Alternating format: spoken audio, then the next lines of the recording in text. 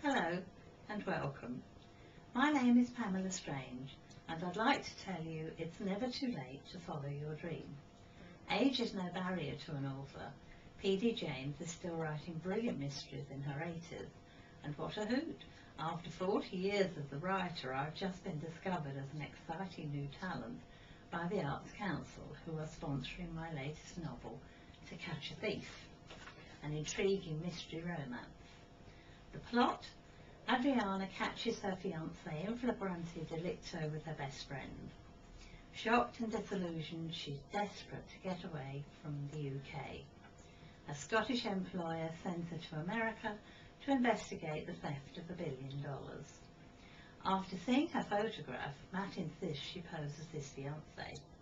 She has to duck and dive to evade his amorous advances before unravelling a tangled web of lies and deceit.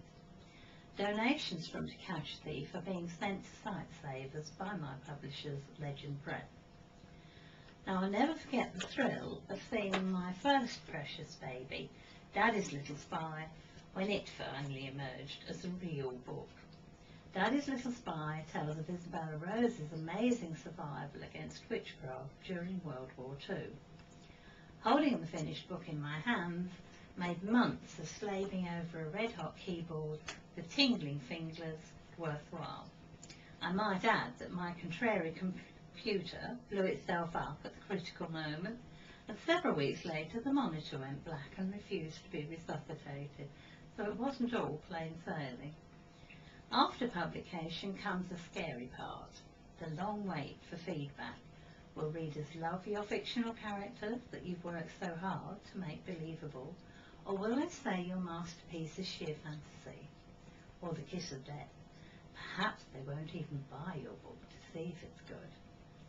The advice given to me by Joanna Trollope was, if you want to make money, become a journalist.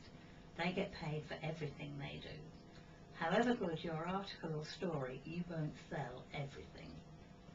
All bestsellers have one thing in common. They are small-scale stories set against a dramatic wartime background. As the Second World War happened during my childhood, it was obviously the right setting for Daddy's Little Spy. Isabella's story begins early in 1939, when England is secretly gearing up for war. At the tender age of 4, my very first job was modelling gas masks to calm down tearful children who refused to put them on their faces. My mother made me a black velvet hood, so the red Mickey Mouse gas mask with the black nose bore some resemblance to Disney's character, and I also modelled the plain junior gas mask. Now, as you know, Neville Chamberlain finally announced we were at war with Germany on the 3rd of September 1939. All school inspectors and RSPCC men were drafted into the forces, so children like Isabella were at greater risk, not from bombs or German machine guns, but from a family member. During the war, it was illegal to worship a pagan religion. The punishment was imprisonment. You'd never get away with that ruling nowadays. It was finally abolished in 1951.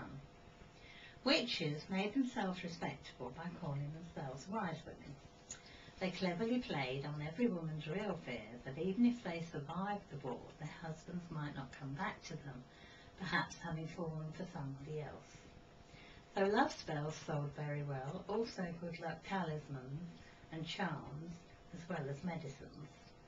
On the other hand, whilst away in the forces, men dreamed of wives staying faithful. In reality, the fact that Air Force pilots flying over enemy territory had a very short lifespan gave them a very persuasive plea. How can you refuse to comfort me, knowing that I might die tonight? You can't beat good old-fashioned emotional blackmail. I'm pretty certain that even if they never saw the inside of a plane, most RAF lads fangirled the line they were courageous Spitfire pilots. At 6 years old, Isabella is offered to the warlock as a virgin sacrifice.